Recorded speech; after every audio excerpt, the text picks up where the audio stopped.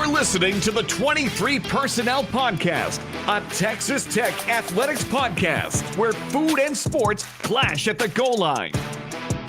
Here are your hosts, Spencer and Michael. All right, what is up, everybody? Welcome back to another episode of the 23 Personnel Podcast. I am your host, Spencer, joined by Michael. Michael, what's up, man? Yeah, remember to unmute. That's a good sign. It's a good start. We're off to an excellent 17-0 start right now. Let's go. Nothing can go wrong. Nothing. I was trying to figure. It's like we don't play 17 games in a season, Michael. And then I was like, oh, yeah, it's because I've already wiped it from my memory. Smart. Getting ready for the 14-1 run. That's what this is. Oh, okay.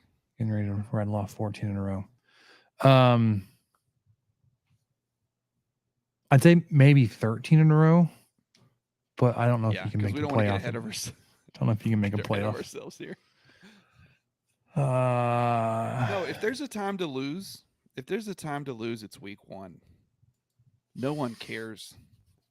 What about week 2? Week 2's pretty lose. I mean, like the whole month of September. No. Then they'll, up to by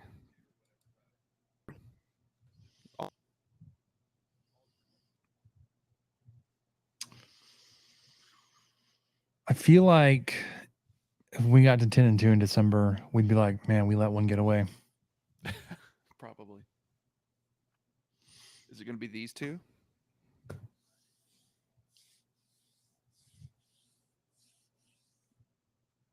I'm You do have to talk, softening on my I'm softening on my confidence in this week. Okay. Last week I thought Fair enough. by Sunday, whatever Sunday's date is this weekend, the 10th. Yeah, Sunday the 10th, Sounds Texas good. Tech will be 2-0. I'm fairly convinced they'll be 0-2. Well, I thought they'd be 1-1, so there's still a chance. Oh, there's still a chance. Still Yeah. win the game. We're in good shape. Yeah, so we'll talk a little bit about this last weekend's game, give a final wrap up on it, and then look ahead to Oregon. And maybe because I was just being hopeful and buying into the hype, but doing the prep for this week's episode, it's pretty bleak. We'll get into that. Sorry, it's bleak from my perspective. Let's put it that way. But there's a reason why they don't just look at the numbers like, okay, well, this team's better than A is better than B, so A is going to win this one and move on. Because obviously, if they'd done that, you would have won this weekend against Wyoming. But things happen when you play the game. So we will get into that. Get you our predictions for the game, how we think it may go. Get some updates for the game itself. There's a stripe out this weekend. The new LED system is up and running. That'll be pretty exciting for those that'll be in attendance. And if you're joining on the stream, I'm gonna show you the preview of it. So be ready for that excitement in like an hour. Well, those that are you have to plan your wardrobe. You've got to that do too. some shopping. Mm-hmm. And then we'll look around the Big 12 for week 2. Tell you, well, I mean, I have no sympathy for Kansas, but they played 2 Fridays in a row. But look at the rest of the Big 12. I don't know if it's acceptable now to point and laugh at other teams that lost, but we may do that. Commiserate with them, I guess. Wrap it up with questions and what do we learn? So, what do you say we get started with some football, Michael? I think we should. Let's do it.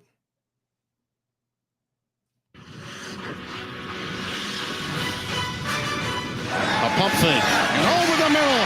It is caught. It's Martinez. Nehemiah. Touchdown. Crossing pattern.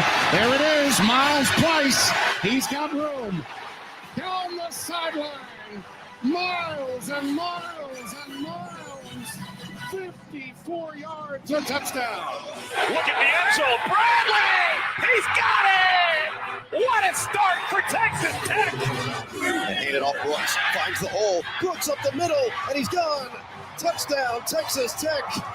Daniels will go to throw, looking towards the end zone. It is Smith, and it's intercepted.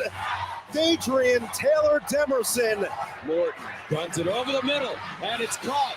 Bradley breaks a tackle, sprints in the end zone, and touchdown, Texas Tech. Shuck winds up the deep ball, sideline, caught, touchdown, Raiders. What a throw. And now the senior scores. Hutchings with the senior moments. Gabriel. And is it picked off? It is. Adrian Taylor Demerson somehow rips away an interception. Design quarterback run. Yes. Touchdown. Texas Tech.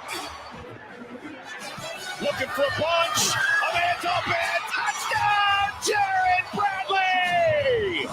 Hand off Thompson. Again, the dead leg. Thompson. Touchdown. Texas Tech.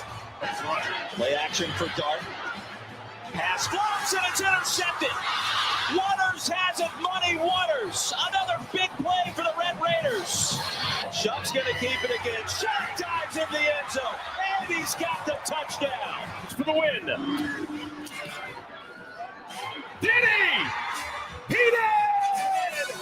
Texas Tech, a winner!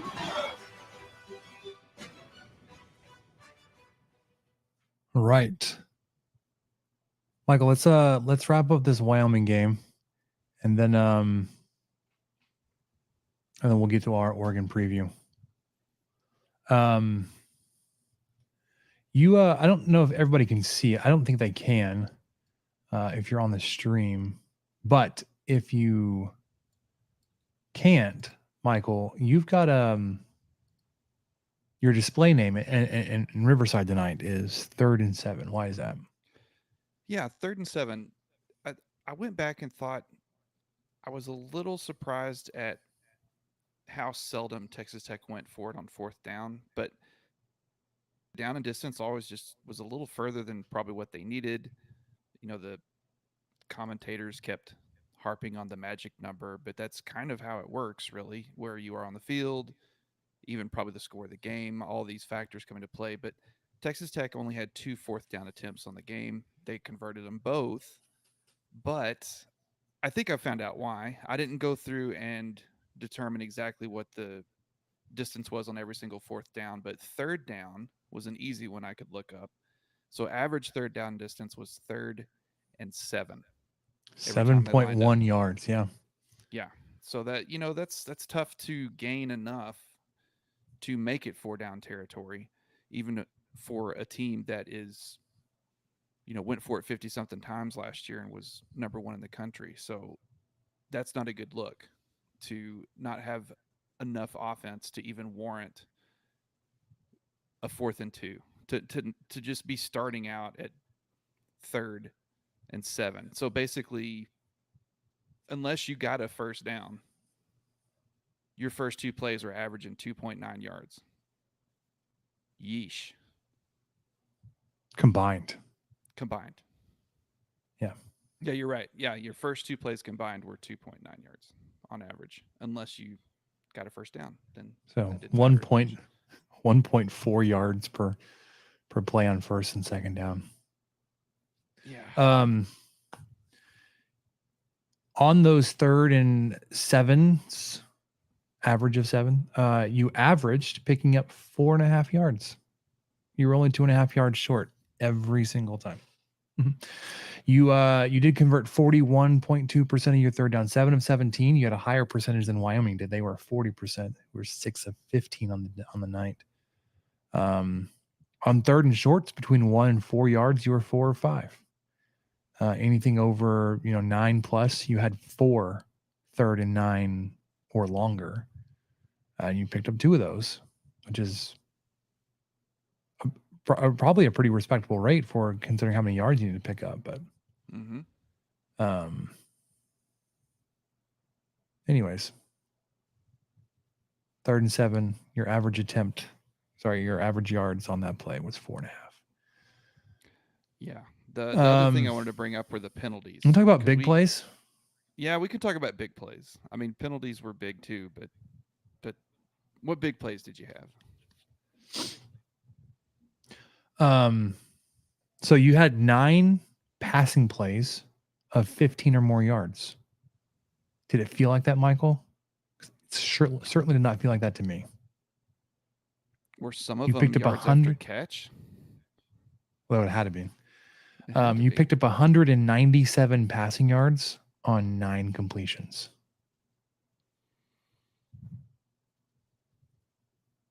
Again, that feels like my memory of the game does not hold that to be true. But statistically, you picked up 197 passing yards on 9 attempts.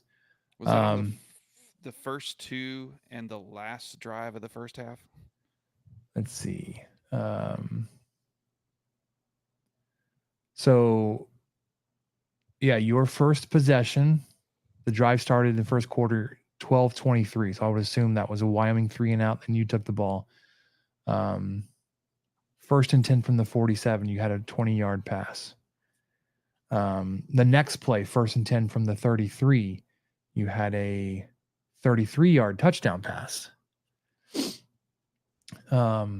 Play 24. So the next drive, 2nd and 3 from the Wyoming 19, you threw the 19-yard touchdown to York. So there's 3 right there. And then, Michael, already. and there's 3 of them, which accounted for, 53, 62, 72 yards, 3 of those plays. Quarter number 2, play 76. So the whole 50 plays between your 3rd and 4th big passing play. You had a 15-yard completion to Dre McCray. And then 11 minutes later, with 29 seconds to go in the second quarter, so just before half, you had a 24-yard completion to Jordan Brown. So I was close. 5 of them were in the first half, and 4 of them We're in the were in fourth the first 2. quar- The first No. 2 and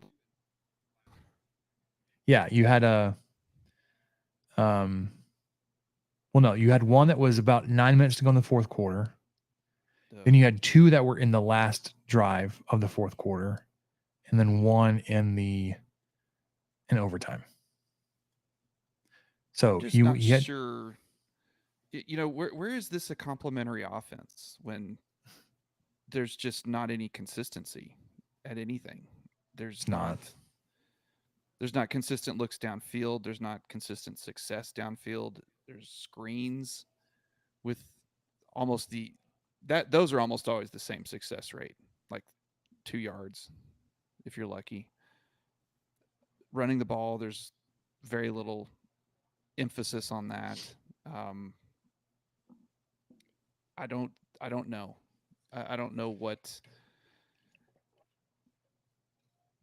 this does to play this fast if you're not able to put points on the board. I agree. One more big play, Michael, was you had 1 rush of 10 more yards. So I was talking about the big passing play to Jordan Brown right before half.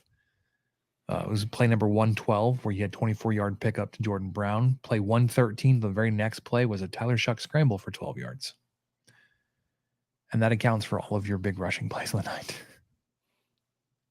Was a play that had like 10 seconds left on the clock.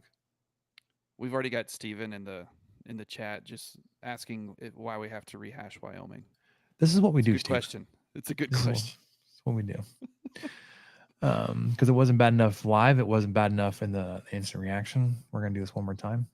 Well, the instant reaction, I said this on Twitter, and I texted my friend, the Ace Man, about this. I was like, man, I actually, I sat and watched the game. I was in the living room by myself. I was sober the entire game, it's not like a hammered or something. But man, I just felt like the second we hit record, anything to say, I took notes. I had all sorts of stuff I had written down and kind of wanted to talk about, but then the way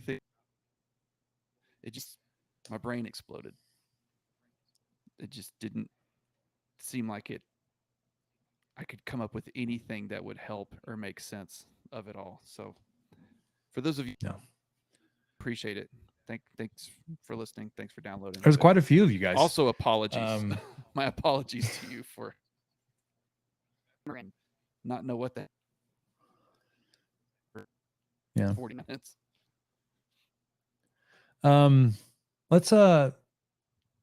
Let's move on to penalties. That's the next thing you wanted to touch on. This is the last thing I really want to touch on Wyoming before we move on to our preview.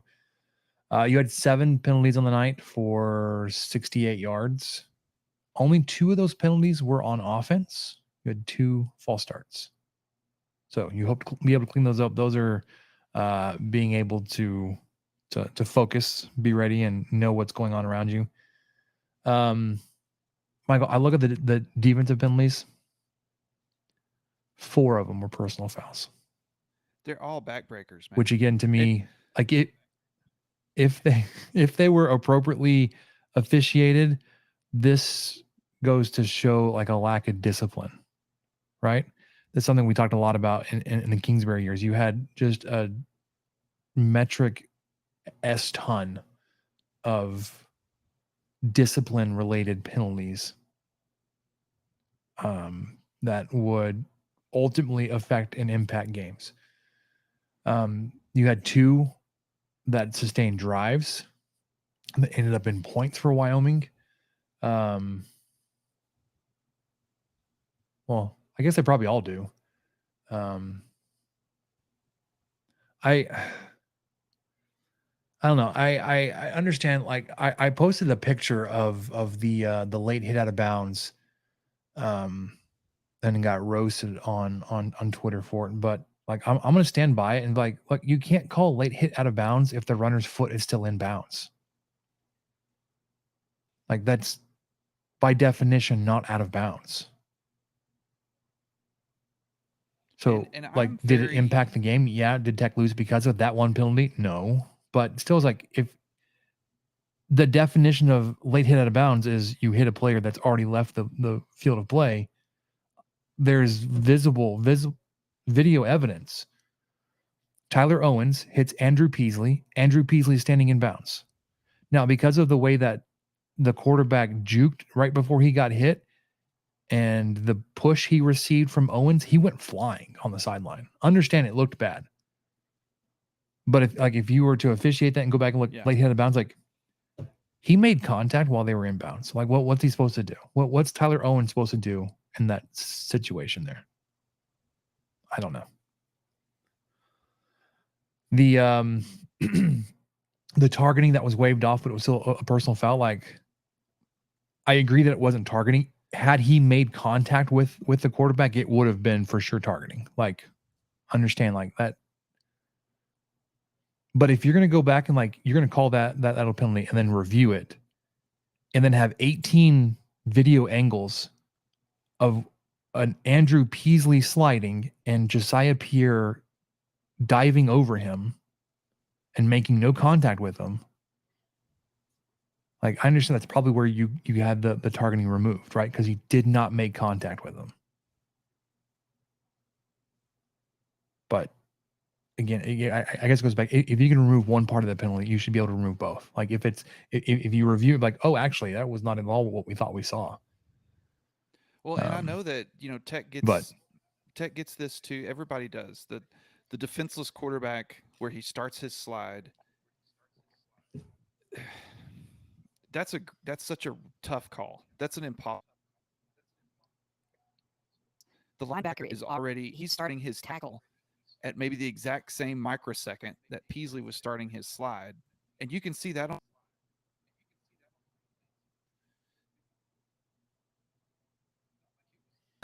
crystal clear that, oh, okay, QB's going to go for a slide. Man, I'm going to hit the crap out of him. No, it was just, I've got to get him down. And at the same time, they started making their moves. the rule, and I know that Tech benefits from it. But to see that be called a penalty when it's obvious that it was not meant with malice, and it was just the same thing you mentioned earlier when you have a foot on the sideline and someone pushes you out of But the physics and and the momentum of it makes it look worse. Just a push out of bounds. and This was still just a Yep.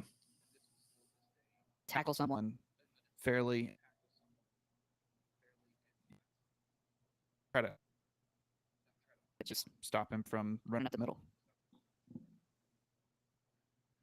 Yeah. And then You had one other more. at the top.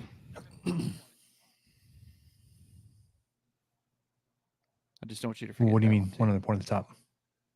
You said you had Oh wait, yeah. Well, let's. I have one more point on the penalties. I want to talk about what's been said since Saturday. There was one penalty, or I guess one more penalty that there's two. There's two more penalties on defense that I agree with. One of them was the hands to the face that negated the interception, which was just unfortunate. Like that's one of those things where, like, man, had we been a little more careful and disciplined with our hand action or our fighting there along the defensive line, that would have been a huge turnover and swing of momentum. But instead, it goes the other way. Braylon Lux steps in front of a pass, intercepts it, but gets called back with a hands to the face on the defensive line. It's unfortunate. The other thing, so I've seen quotes. I saw the video from Coach McGuire, and then I've seen video from Bryce Ramirez. Both have made comments basically addressing fan reaction and disappointment after the game, and to me comes off as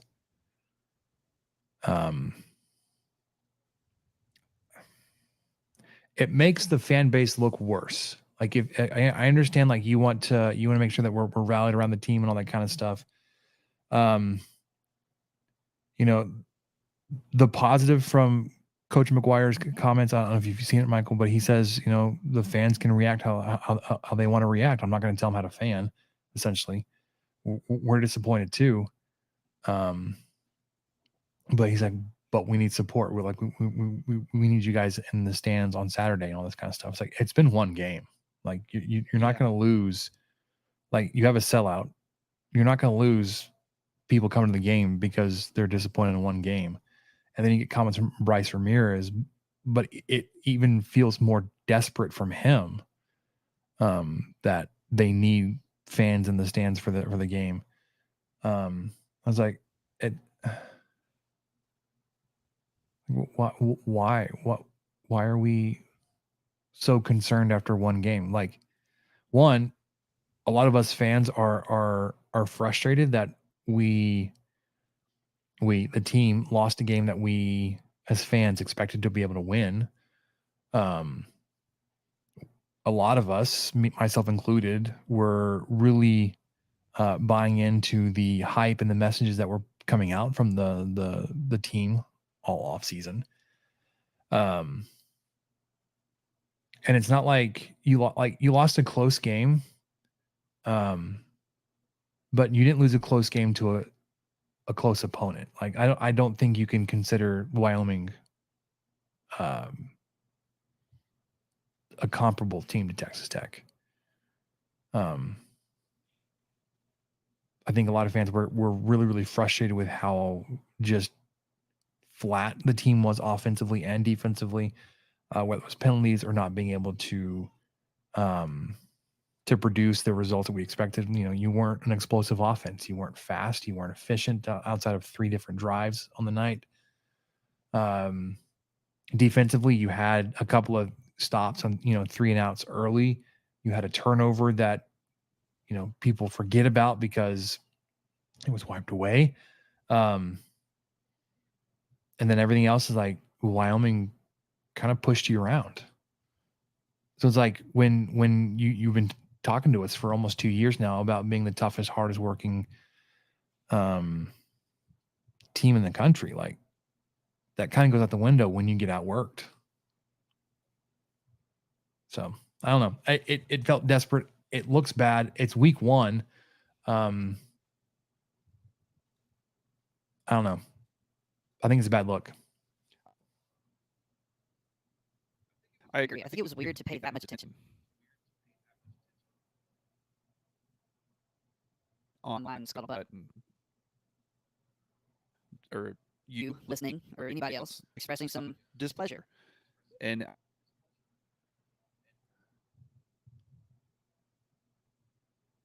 most of our people that listen to us or that we hang out with, we're not going to go just badgering somebody online or something like that, but people know ball. A lot of you guys listening and a lot of you gals listening know it a lot more than I do, that's for sure. And so you're able to see things that the ordinary fan isn't going to see. And calling that, saying that someone was open on third, or saying that that pass to this receiver instead, or man, I'll state checks into a run or whatever. There's all sorts of different and be justified in saying so with hindsight. But I'm surprised that it was to the point where the team addressed it. I don't think it's that desperate. I'm like you. I don't think they're hotel people, putting their briskets in the freezer because I don't think there's any of that stuff going on. I think folks are still really excited to have a top 15 team come to town, a team that Tech doesn't play, a team that's got a Heisman candidate. Or 3 or 4. Yeah, or 3. I know. I mean, and they put up 80 this. They have on an award list, and one of them didn't even play. So I thought it was odd to one, pay that much attention to it, and 2, think that the fans were truly going to be that displeased up this week. I mean, that's some stuff you do.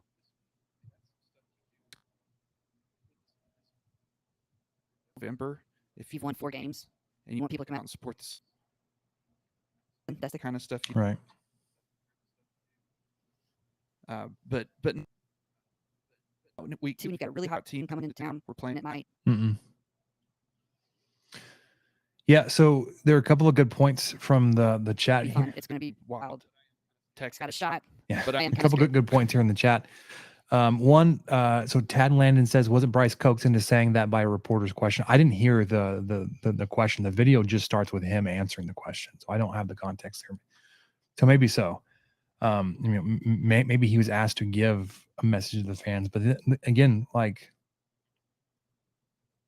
you could have answered that in a way that like says that we're still hungry, we're still going to play the game as hard as we can, and we're going to give our best effort, whatever, as opposed to we really need you there, guys.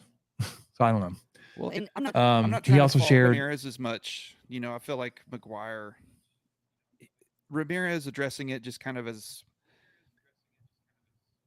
and he's going to say things unprompted.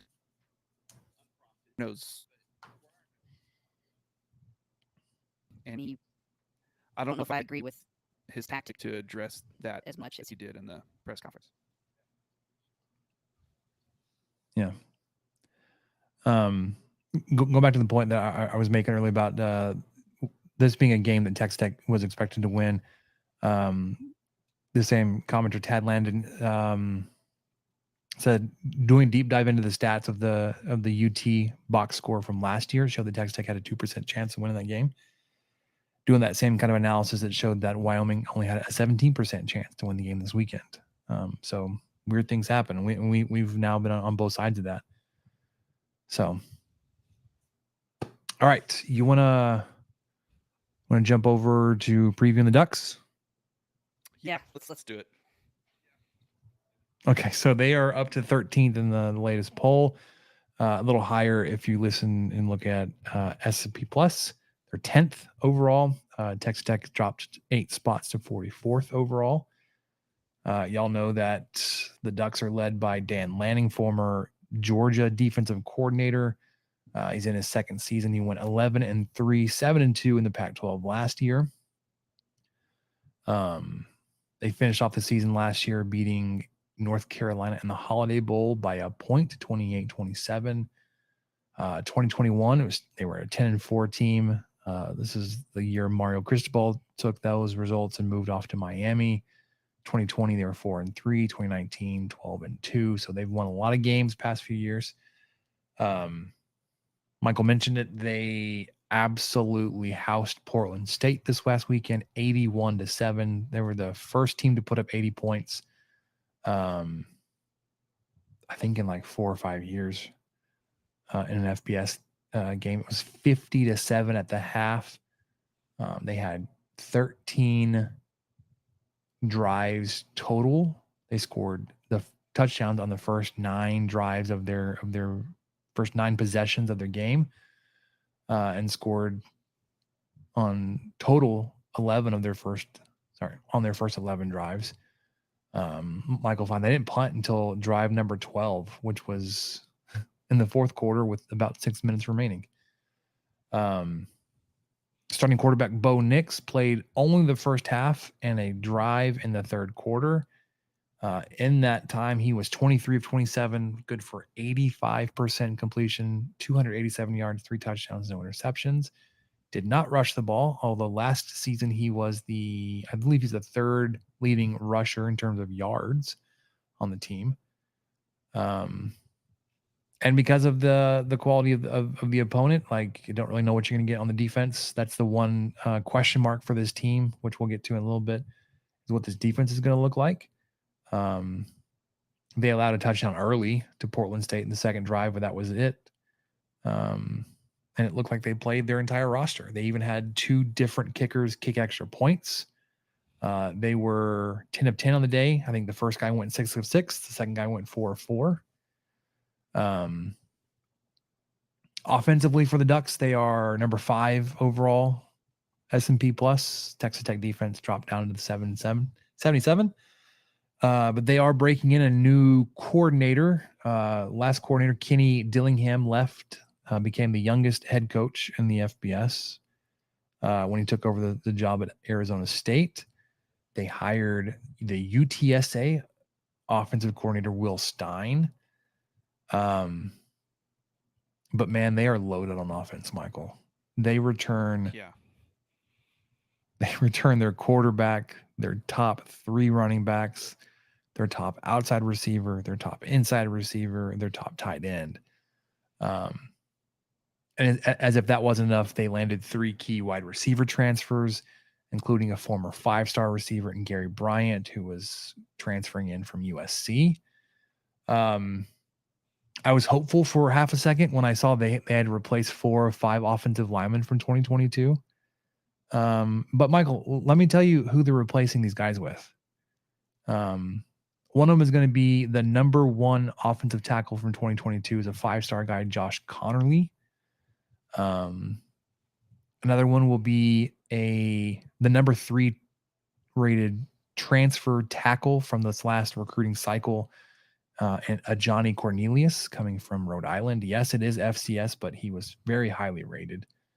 And then they're getting a seasoned veteran and a University of Texas transfer, Junior Angalo, who played in 34 games for the Horns.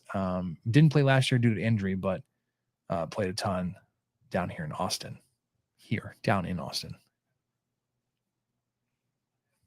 I have something else, because that was one of our points last week. You had looked up the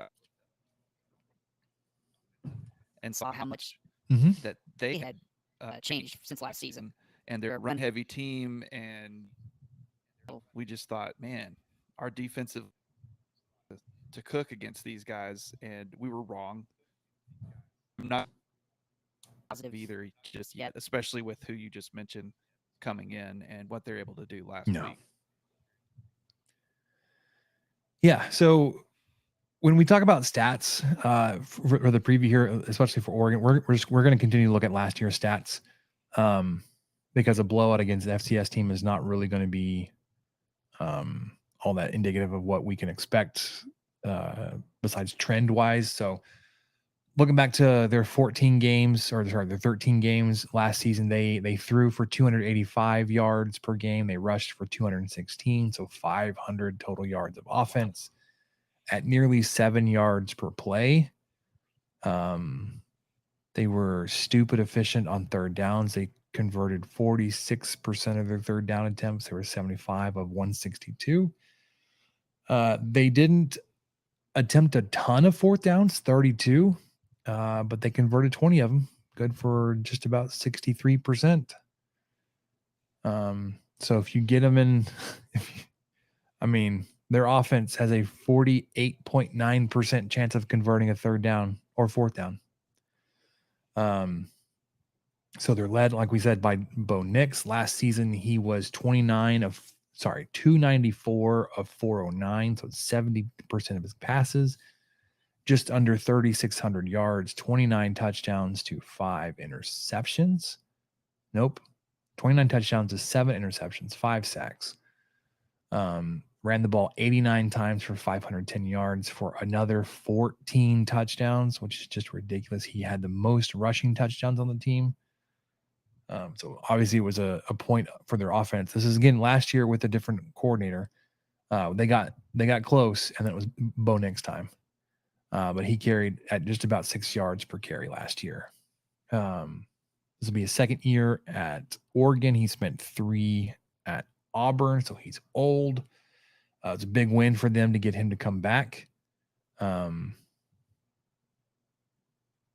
Yeah, Michael, you did fine.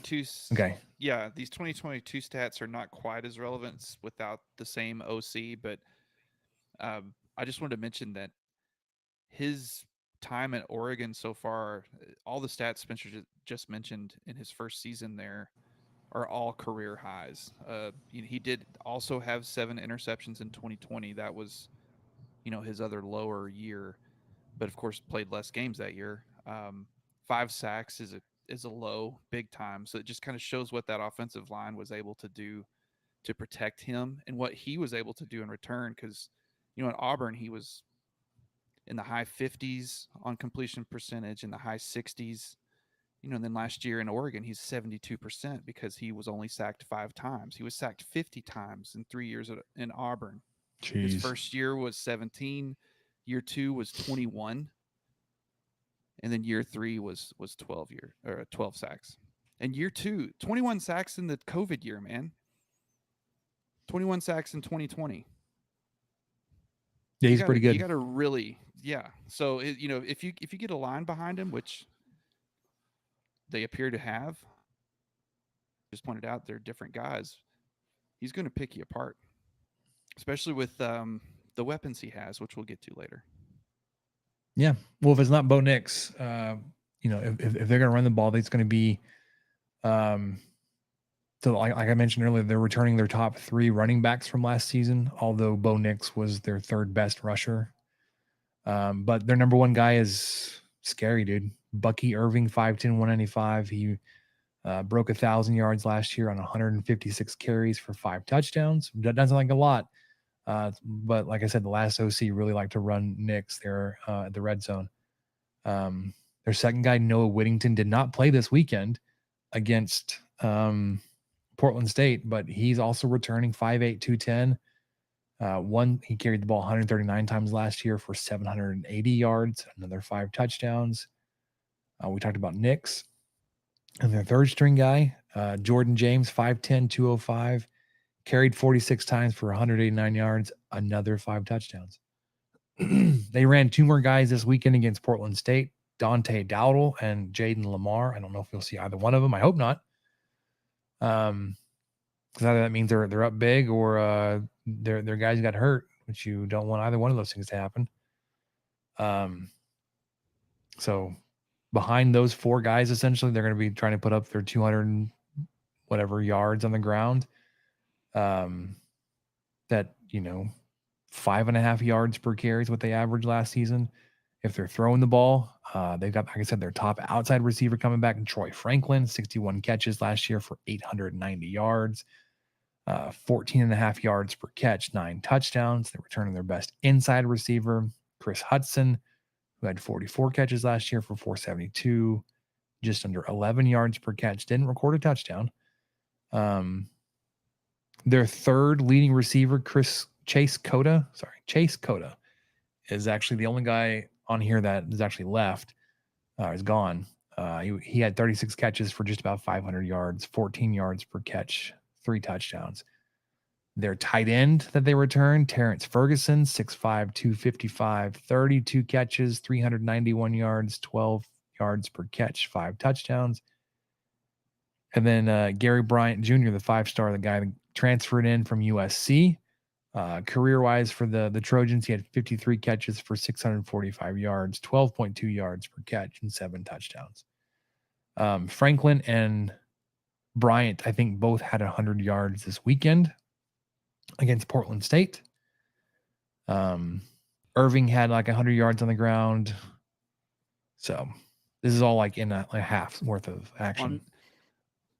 Well, Irving had 119 yards on 4 carries.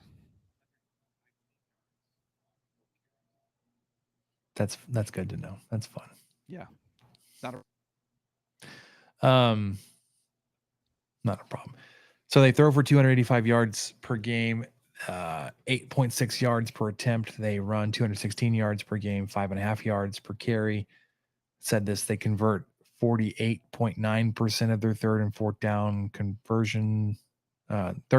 attempts. And last year they put up almost 40 points per game. Texas Tech defensively gave up 257 passing yards at 7.9 yards per attempt, 169 yards on the ground, 4.3 yards per carry, 38% conversions on third and fourth downs, and gave up 30 points per game. So, Are you trying to talk me out of a offensively, win? it could be a big night. No, I haven't even got to the defense yet, Michael. This is where the possibility lies. It's the Texas Tech offense versus the Oregon defense. Maybe. Defensively, they are number 36th S&P plus team. Texas Tech offense down a little bit, but they're at 22nd. So 22nd ranked offense versus the 36th ranked defense.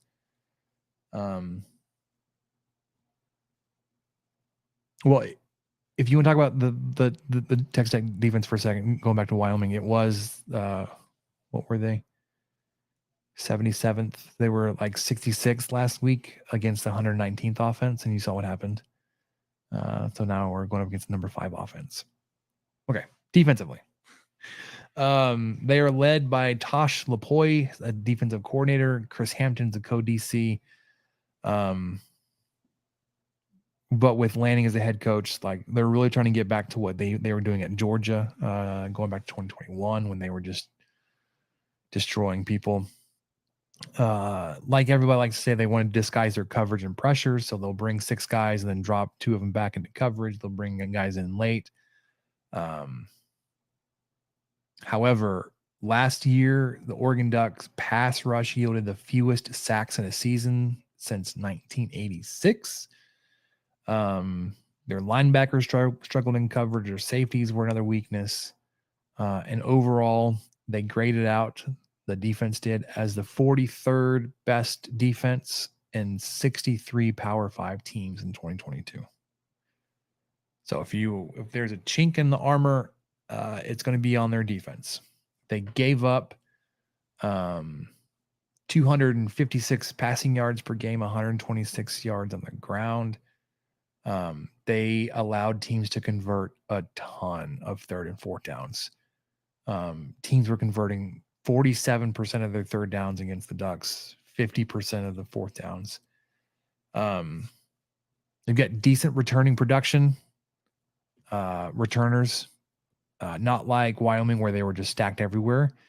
But where they aren't stacked with returners, they are looking to fill those with either 5-star recruits, big time transfers, or Michael, the unicorns that are both. So what you'll see defensively from the Ducks, they run a 3-man front, very similar structure wise to Texas Tech. They'll have a defensive tackle, nose tackle, and defensive end. Those guys, so their tackle is going to be Casey Rogers, 6'5", 305. He's got almost 80 career tackles and 1.5 sacks. He's a returner. Their nose guy is going to be Popo Malve. Butchering these names. I'm so sorry. 6'3", 315 guy. He's 69 career tackles, 3.5 sacks. He's a returner. Defensive end is a monster, Jordan Birch, 6'6", 290, 108 career tackles, 4.5 sacks. Is a former 5-star recruit, transfer in from South Carolina. So one of those guys where they weren't a big time contributor for Oregon, so they went out and got a 5-star or a big time contributor for another team.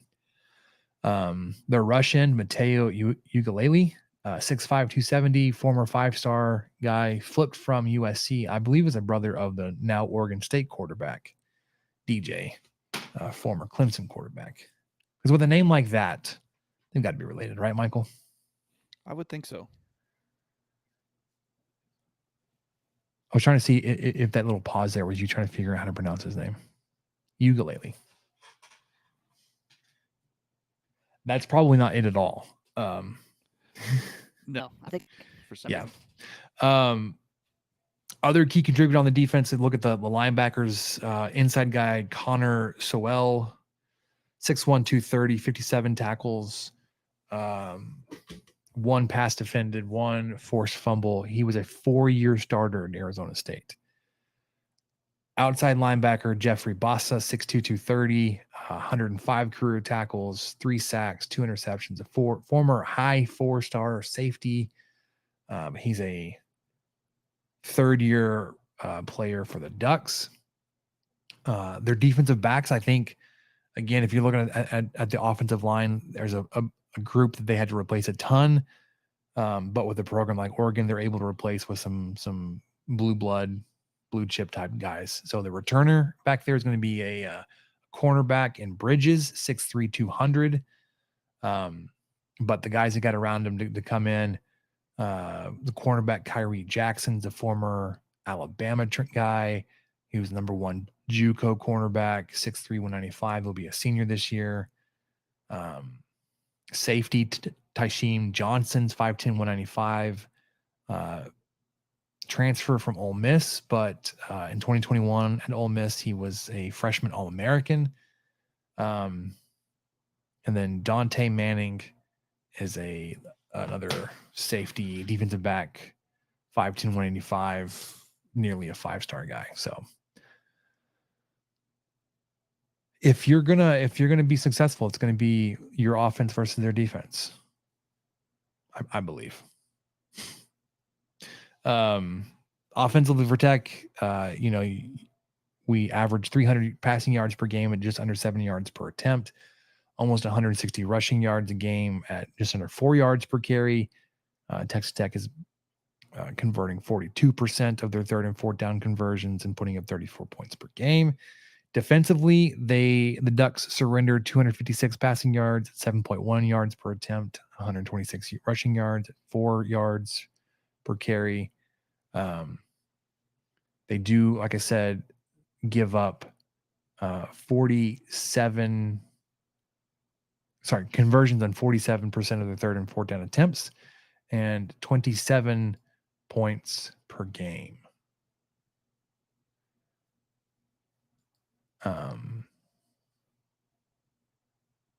Did we lose Michael? Michael, you still there?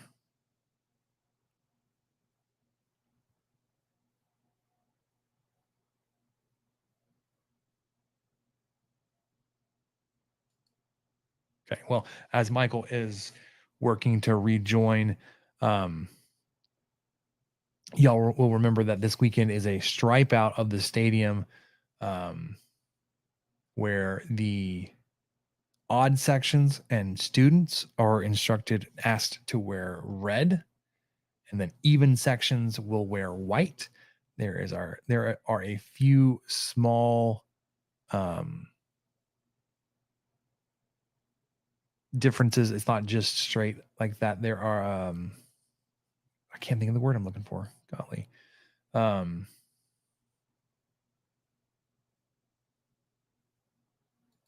Exceptions. That's the word. Good gravy. A few exceptions there. Be sure to check out your ticket stub, obviously, and the stripe out information for exactly what color to wear. I do know that with the south end zone seating being down now, the capacity of the stadium is down to like 53,000. The going band is going to be moved into that far southeast corner section. That will be right there up against the visitor ramp. We saw some pictures of them getting used to their new location. I believe they've got enough space there for their full band. I don't think they have to adjust the size of the band or anything like that. But they were rehearsing in the stadium, getting used to that new spot. If you remember, before the band was moved to the south end zone, it was a couple sections over, but they're going to be in the corner. And I believe, if I remember correctly, that will be their new permanent home even after the south end zone opens up. All right, looks like Michael is back. Michael, can you hear us? Can you respond? I can hear you. Can you hear me? Hello. There he is. All right, you didn't miss anything, man. We were talking about the stripe out and then starting to touch on the seating restructure. Excuse me. As I was wrapping up the last pieces of the statistical preview. The other thing I wanted to share, and I need to open it up and get the video ready because the new LED system, because LED lighting system at the stadium is up and ready to go. They tweeted like a teaser video of its capabilities, and it's fan freaking tastic. I can't wait. So I'm gonna play it to show everybody that's on the stream and Michael the capabilities, and then we'll talk about it in a second. If you're listening to it, I may just cut out a section where there's no silence, but anyways, let me pull this up, and then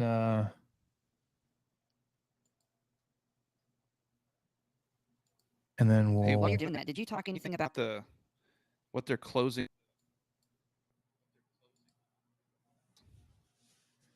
No, that's a good point. That whole like walking section south of the stadium, between the south end zone seating and the indoor practice facility, all that will be closed off. You won't be able to walk through there. So if you're used to crossing over from one side of the stadium to the other, you won't be able to do it there. Obviously, you won't be able to go from inside the stadium from through the south end zone. In front of what used to be those offices, under the Double T scoreboard. All that's going to be closed off. If you need to get around, you have to go around the north side, which will be quite a hike. But just plan for that. I believe it, isn't that 6th Street officially? Yes, I think so. Okay. Is my screen, is it showing the right one? It is. Okay. I'm going to hit play on this, Michael. I don't know if there'll be any sound. If there is, hooray. I don't think you need it, but I want to get your reaction afterwards on the capabilities of this new system and what you think. All right. You ready? Let's do it.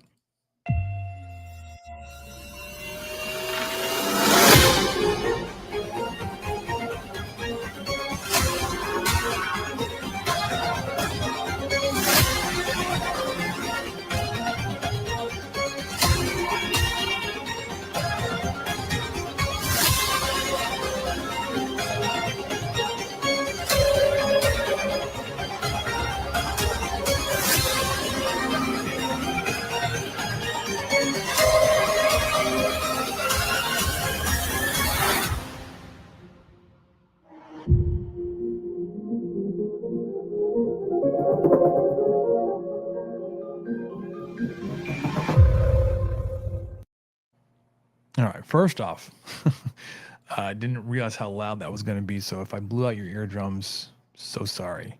Michael, I assume you're able to see that, or you have seen it. Yes. I had not seen that. Okay. Just now. One, those aren't special effects. That wasn't just some kind of trick of the editing. That's actual lights, the lighting conditions changing within the stadiums. And I'm so used to like the old standards that like you turn the lights on, it would take 20 minutes for the things to warm up, and if power got knocked out or whatever, there was a delay there. But with LED, man, you can flash those things on and off. You can time up some really cool celebrations and shows, even, or little graphics, or whatever you want to call those, animations. I think it'd be really cool. It's going to be too light before the game to get any kind of like pre-game stuff where you'd actually notice anything. But as the night goes on, as the sun sets, as it gets later, some of those celebrations could be really, really cool. I think. I like what they were able to do with Most.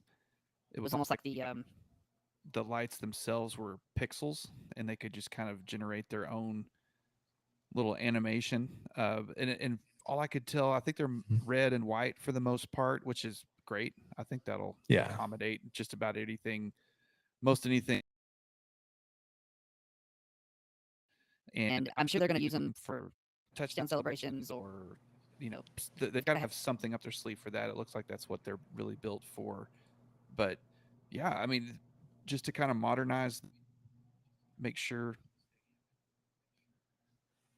with the Joneses and whatnot, I think it's going to be a really cool feature. Yeah, man. I kind of wish we had a. I mean, we'll see it probably on a much better display next weekend against Tarleton State. But let's wrap this up. Let's wrap up the preview section. Give you our thoughts and predictions on the game itself. So y'all can flame us when we're wrong, and we can rub it in your face when we're right. But as of tonight, September 5th, Oregon is a 6.5 point road favorite. Tech is a home dog. Over under set at 66.5, which is a good 17 points higher than the line was at Wyoming, or 13 points higher. So I think they're expecting a little bit more offensive firepower in this game. In terms of like a prediction, give me Oregon to win this thing. Give me Oregon to cover. And man, like, until I see it, I don't know. I have a hard time believing that it's really going to be all that close after what I saw against Wyoming last week. So my prediction is going to be way different because, well, no, it's really not. I'm just picking a score instead. Same thing though. Oregon to win and to cover. Unfortunately, I was kind of hoping I wouldn't feel that way. Point, I'm really trying not to dwell on what happened at Laramie to an extent, but seeing what I've seen from Oregon last year, and yes, let's discount a lot of what they were able to do Saturday. Even with that, they are really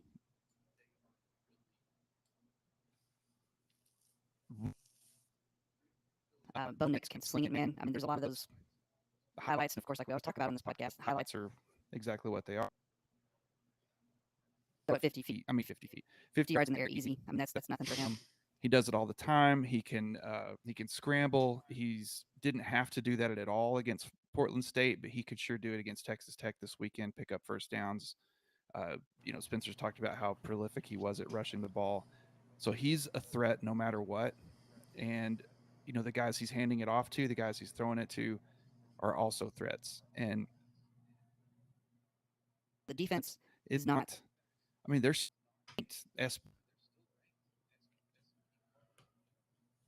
they're 40 spots above Texas Tech. Yep. They're at bad defense, but that's kind of Tech's only shot. And the way the offense played last week, I don't like those odds at all. So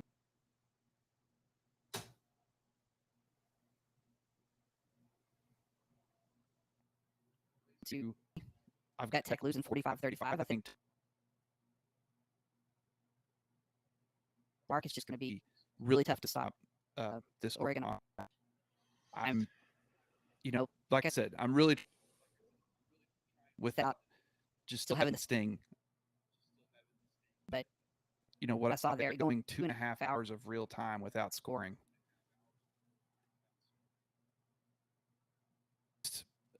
A Mountain West team that you spotted 17 points. and you just get it done. I know that we've gone through what all happened there, but Hopefully it was a fluke. Hopefully all of the things that these and all the other it up to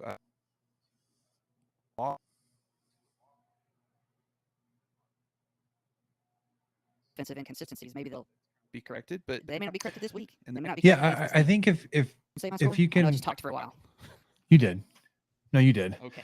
And we may be having some connection issues, but yeah, I heard it was 45 to 35 for the Ducks.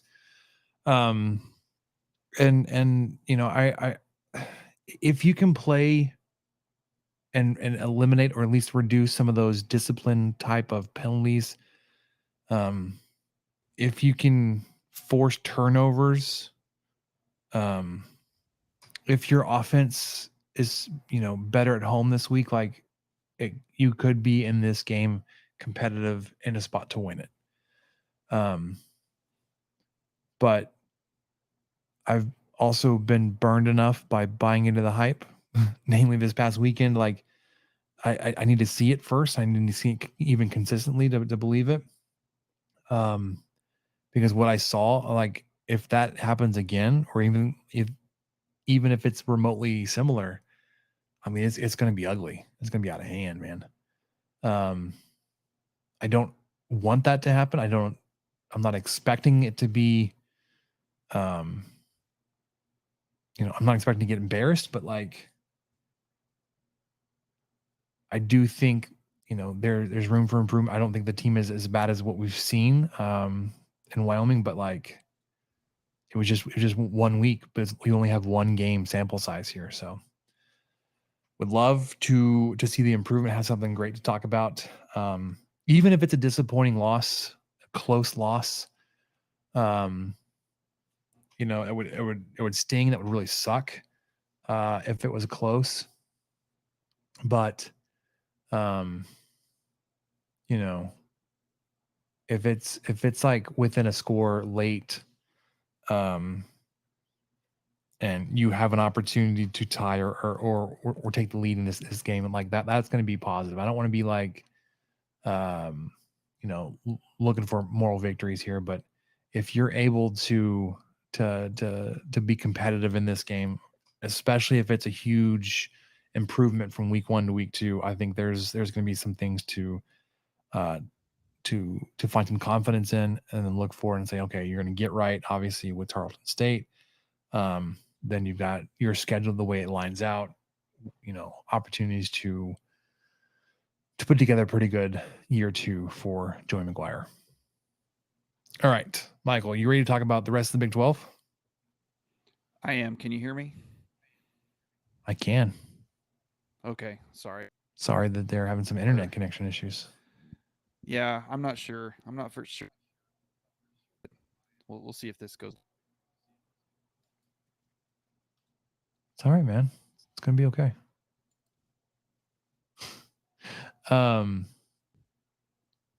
Let's start with Friday night. Illinois at Kansas.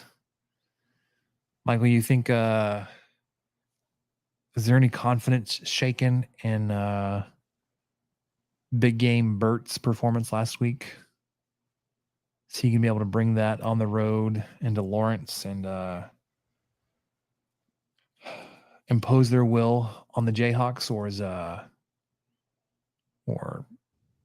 are Jayhawks going to be able to pull off the win there? They're actually favored to win this game. The Jayhawks are.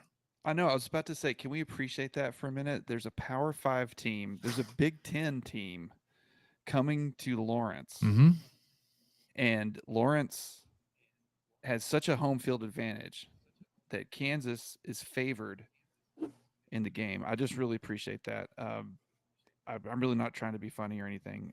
That's just kind of cool to see. I was double checking to make sure I didn't write that down wrong. Sorry, that's why I'm just kind of stalling here. So yeah, Kansas -3, hosting Illinois. Give me the Jayhawks, man. Yeah, man. Give me the Love to Jayhawks hear to that. win and cover. Yeah, I think this could be a really exciting game, especially if Kansas ends up winning this. So yeah, same thing. Like with the line only at 3, give me same Kansas to win and cover. Saturday you got Utah going to Waco. Somehow Utah's only a touchdown favorite here. Maybe they're discounting the weirdness that happened to Waco last week, and it was more of a fluke. But Utah took care of business at home against Florida, which was pretty impressive outing for them. At least for me, give me Utah to win and to cover. Absolutely. I mean, Baylor is starting their second string quarterback this week. That's right. Shapen got hurt early, or at least in the game wasn't able to come back. Right. And as you pointed out, I mean, Utah dominated Florida.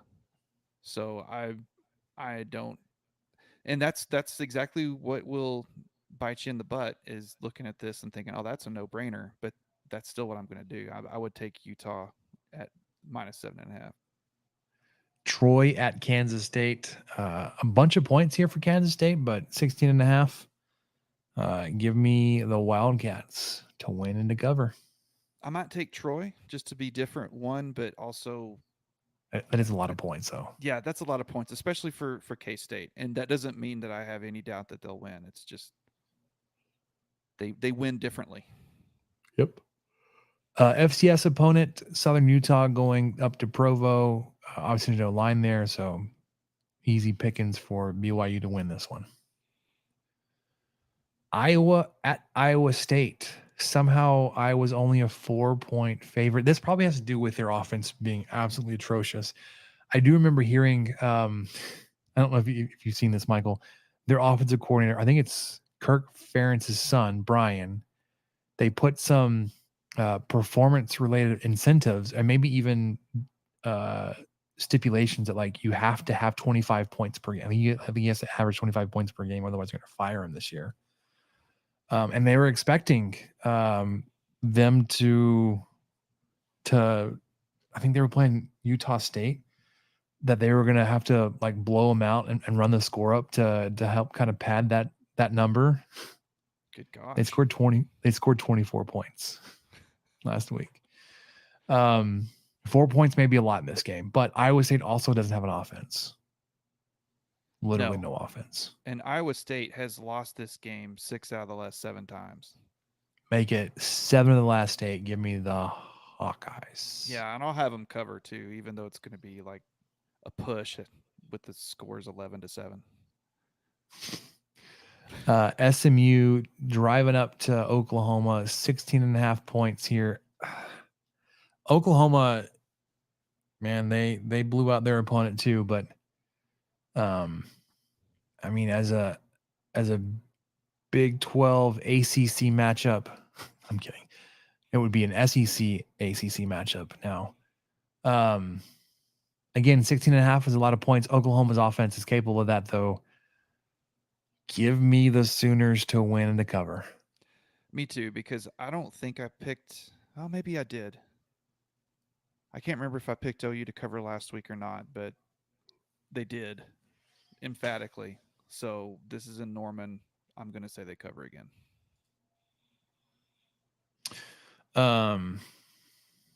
Duquesne at West Virginia, no line there. West Virginia is going to win this one. This one's interesting to me, Michael. Cincinnati going on the road to Pitt. Pitt is a touchdown favorite, 7.5 points. But if you'll remember from our Big 12 preview, Cincinnati did what I told you they were going to do. Man, their quarterback, Emory Jones, Big 12 Player of the Week. Fits this offense. Fits that offense like a glove. Pitt doesn't have Keaton Slovis. BYU does. Are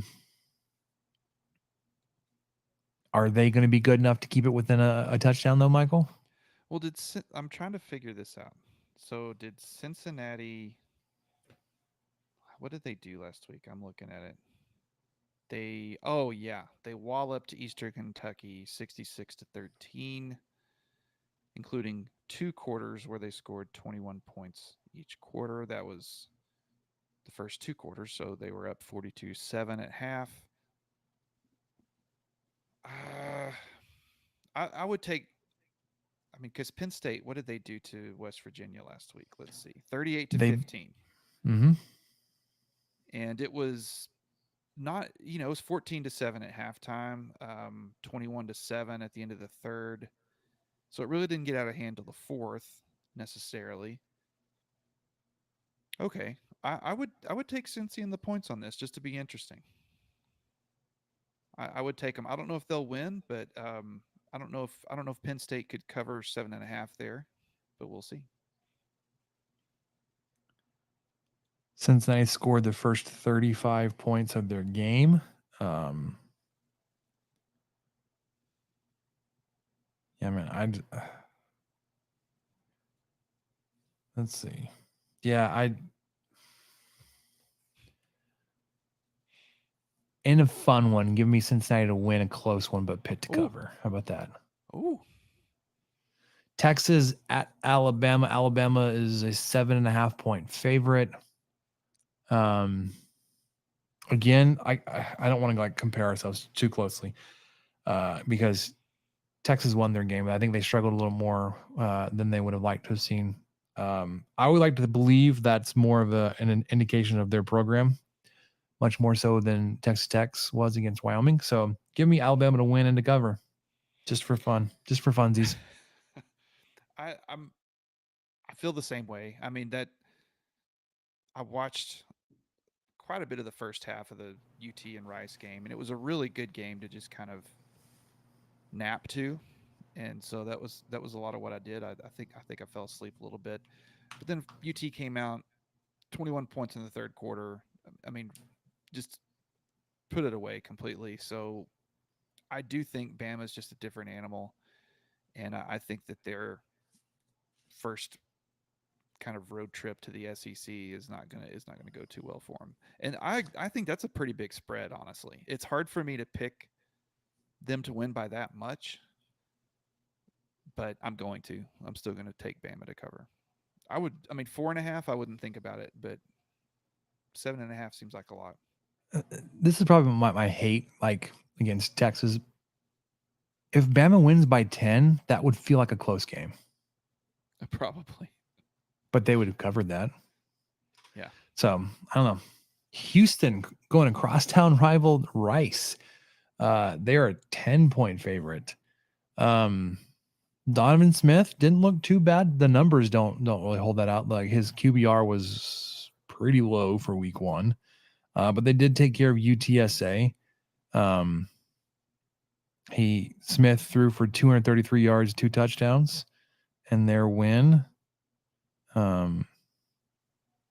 This feels so weird to talk about Donovan Smith because he was my guy for a minute. 22 of 34, 233 yards, 6.9 yards per attempt, 2 touchdowns, no interceptions. His QBR was 64. And UTSA, I didn't know this till we started recording. Their offensive coordinator from last year is in Eugene. Yep. So I had no idea about that, and that might explain a couple of things because they only managed 14 points, and one of those touchdowns was in the fourth quarter. And I feel like they've been a little bit more prolific on offense. I don't know if Houston's defense has stepped up that much, but I do think Houston will take care of business against the Owls, and I would go ahead and pick them to cover. Yeah, UTSA is hosting Texas State. That one could be fun. Yes. Although UTSA is a 2-touchdown favorite. But yeah, Houston and Rice. Houston's, well, where I'm seeing on the ESPN app, it's actually a 10-point favorite now. So I don't know if you got it from ESPN or somewhere else. Probably somewhere legitimate. And I got them. Yeah, I'll fill those out during lunch from the Action app. So there could be something. Problem. Yeah. Give me Houston to win and cover. UCF, big road trip going out to Boise. Only a 3.5-point favorite. That's a big trip though, from Orlando to Boise. What's the altitude of Boise, Michael? Do you know this? Ooh, I'll find out. Because Um, we need to look at. Well, is it altitude or is it elevation? Elevation. There you go. So Boise State 2,700 elevation. 2,700 feet. It's actually lower than Lubbock. Yes, but when you're starting at zero, Starting at 0. Only way to go is up. It's pretty high.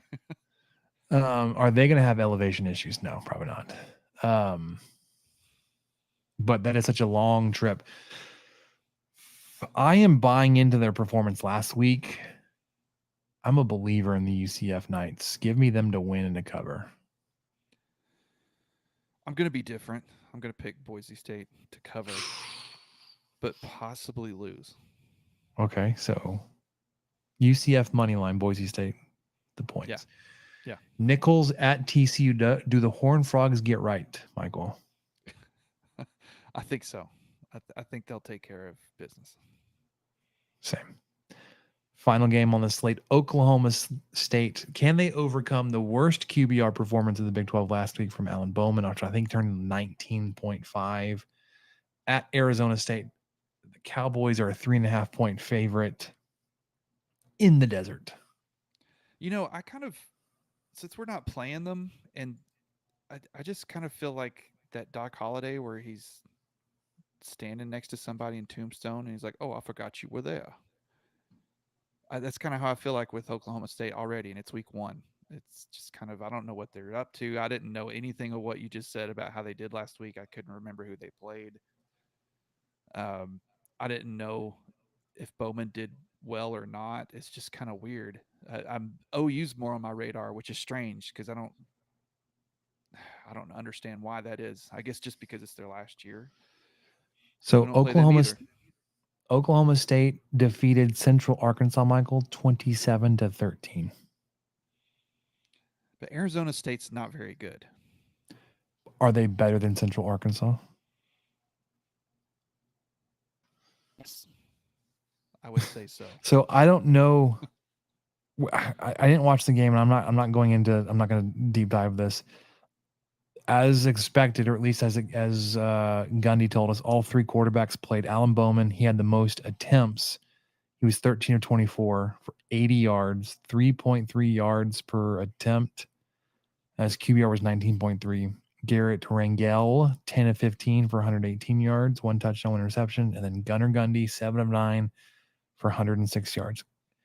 If they had one guy compile these stats, 30 of 48 for 304 yards, 1 touchdown, 1 interception, like that wasn't that bad. But when you break it out over 3 guys, especially when you get Alan Bowman here, barely completing 50% of his passes, like, wow, kind of sucks. Yeah, I mean, the completion percentage is not that great, but for the 30 of 48, it's not terrible. Unfortunately, Bowman was responsible for most of that. I do think. Let me see. What was it? Just because I don't want them to, I'm going to pick them to win and cover. Yeah, That's probably what will happen. So Oklahoma State -3.5. Sure. Let's see. What did Arizona State do last week? Good gravy. They beat Southern Utah 24-21. And that's who's going to atrocious. BYU. Yep, going up to Provo. All right, give me Oklahoma State to win and cover that one. All right. So we have our Big 12 picks in. We have our Texas Tech preview and predictions in. Anything else football related, Michael, you want to touch on before we wrap this thing up? Not really, man. I'm still excited about this game. I think Tech has they still have a chance. They could do something special. But Oregon, that may be one of those opponents you look at the end of the year and go, wow, they really were something. So maybe it'll turn out to be a little bit of both. But yeah, maybe. Still excited about Saturday. I've washed off the hate and the hurt from early Sunday morning, and I'm ready to be hurt again. All right, let's wrap this up with what did we learn? What did we learn, Palmer? I don't know, sir. I don't know either. All right. What did we learn, Michael? It's probably just the product of the scheduling and how you performed last week. It's been a long time. I can't remember last time. I don't have the best memory right now. When the last time Texas Tech opened up on the road, it's been a while. But it feels weird to already have a game in before you play at home. And even worse, that game was a loss. More so that you should have won that game, or you were expected to win that game. So we're just in a weird spot, man. Football season started, but Texas Tech hasn't played at home yet. I missed part of the game when we were driving and we weren't like able to watch the whole thing. Like I had to stream it from my phone in the car. Need to figure out, like, are we gonna make some tailgate foods here at the house? We're not going to the game, so are we gonna indulge in that way? Things that should be figured out at this point are not, up in the air, and I'm feeling like it's a bad omen, man, all the way around. Maybe it's just a last second decision, and it'll be great. We went somewhere on Saturday that had HEB's brisket queso. Ooh. And you know what? I thought of you first. Okay. I love you, brother. But no, I really did. I was like, man, Spencer would like that. The delicious brisket queso that they have at HEB. But so there you go. That was like a sign, maybe. That means maybe you should just go pick that up, and then you'll probably be inspired beyond that. So the only problem with queso is you need something to dip it in, dip into it. Trying to reduce. That feels weird though, right? It would be. It absolutely would be. That sounds like I don't know why I said that. That kind of made me want to. I think a little bit. I think Samantha said pita chips aren't really that bad, but like tortilla chips, maybe. I don't know. It's just trying to be good, man. We're trying to be healthy and conscious, all that kind of stuff. I know it's kind of difficult around special events and celebrations and trying to go big, like tailgating and college football and that kind of stuff. And talk about brisket, man. You get me all excited for queso. Here's what you do. You go keto. You get a bunch of pork rinds and you dip it in the queso. That's good for you, according to somebody. We're not keto official, but we are keto adjacent. That we gear towards, like, when we're looking to get a recipe a little bit more healthier, we look for, like, we start with, like, is there a keto version of this recipe? So get you some cracklins. Get you some cracklins. You could even do like a Frito pie, just like a bed of cracklins, and just ladle a gigantic scoop of that brisket queso on top. Is this like, is it sold in like their prepared food section, like you know how United has the meals to go or whatever they're called? Well, it's just gonna be like a little pan or something. Yes, it's in its own pan, but where do I find this bad boy? I'm not exactly sure where in the store it is, but it's definitely fresh and in its own pan. All you got to do is just go home and throw it in the oven or on the smoker or whatever you feel like doing. We did some meatballs. Allison had a really great raspberry chipotle sauce. So she just had some frozen meatballs, and we did that, and her mom came over and brought some Wingstop wings, which was awesome. Clutch. So we had some really good snacks, and then the next day, or Labor Day, this is what I was going to talk about, was some pork tendies. We did some pork tendies, bro. I did some got some tenderloins, bro. I've done a fair share of those this summer, and that's when I refound my love for that avocado, cilantro, lime combination. Yeah, like there was like this sauce we made that was just freaking delicious, dude.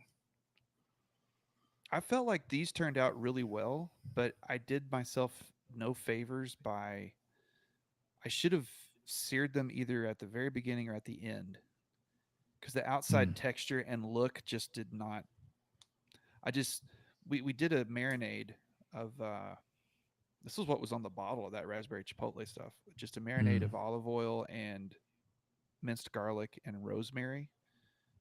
So we did that overnight, and then I just set it directly on the grill, not over the coals, but directly on the grill, and then just basted that raspberry chipotle sauce on it, off and on here and there. But a lot of it came off, and it just didn't look as good as it could have. It tasted excellent though, but I just felt like searing it would have it'd have been another dimension that I kind of missed out on. But yeah, got some pork tendies, bro. Got to get the tendies on the grill. We're smoking another pork butt on Friday. We're having some friends over for pulled pork. That injection method that you shared with me for the last one, Samantha said that's the best pork butt I've done. Yes. Well, okay. I want to try something different now. What juice did you use? Did you use apple? I used apple. I used the recipe you sent me. Apple juice, water, salt, Worcestershire.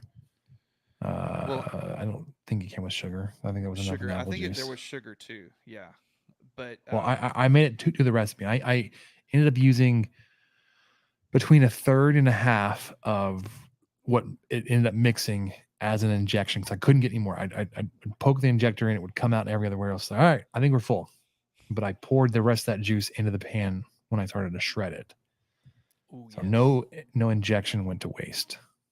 Well, I went to so after I made my pork tendies for lunch, my mother-in-law was having a get together at her house, and a guy had gotten a grill recently. What's one of the brand names? Something Boss? Pit Boss? Pit Boss, maybe. It's a pellet grill, and he was using a stick burner already. So he's like, man, this thing's just. He's got the app. He's got all sorts of cool stuff on it. He just loves it. So he already knew what he was doing for sure. Anyway, he shows up with brisket, with pulled pork already done, and then on my mother-in-law's grill, he cooked this. There was somebody brought like a giant tomahawk steak, so he just was like, okay, sure, I'll cook that, because he was cooking some chicken for some other people too. So anyway, this guy killed it. Here, let me come over to somebody else's house and use their grill. Well, that was what it was. Like okay, well, he's grilling some chicken. Okay, well, I've got this giant tomahawk steak. I'll bring that too. And I'm sure he was like, oh, okay. So anyway, he had his pulled pork. I had to ask him how he did it, because it was excellent too. And he did a brine in pineapple juice. And so I have been wanting to use pineapple juice for my injection for the longest time, but I always just went with apple juice because we usually just have it around. Pork and pineapple go well together. Yes. And so all that, I went 7 minutes to tell you about how pineapple juice may be what I try next when I do that injection. And I feel pretty good about it. Yeah, probably need to his get pulled pork was awesome. And I mean, his brisket, everything he cooked was great. Probably need to get like a no pulp pineapple juice, but oh yeah, don't want to clog up the injector. When I asked him about his brisket too, because I knew he didn't just do the half and half salt and pepper rub, and he said he was kind of sheepish about it. He's like, I used the Fiesta brand brisket rub. I was like, I didn't even know they made one, and I love Fiesta brand stuff. Mm-hmm. He was like that was what it was. I said, man, it was pretty darn good. Really no free ads, but the Raider Red Meats brisket rub's pretty good too. Oh, and their steak seasoning, I love it. I love their steak seasoning. I had some of that tonight. We made burgers on the grill. I put some of those on the burgers. It's good stuff.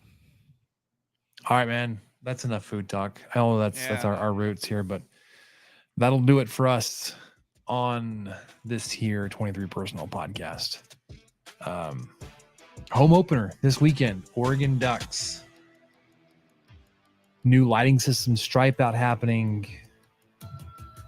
Let's get some good vibes going for the team, Michael. get back on the right side. Anyways, this has been your preview. We'll be live for post-game instant reaction here on YouTube. For Michael, I'm Spencer. We'll catch you guys next time. Thank you for listening to the 23 Personnel Podcast. Help us out by subscribing, rating the show, and leaving a review. Follow us on Twitter at 23 Personnel, Spencer at Punt Suck, and Michael at Michael_LBK. Be sure to catch the next episode.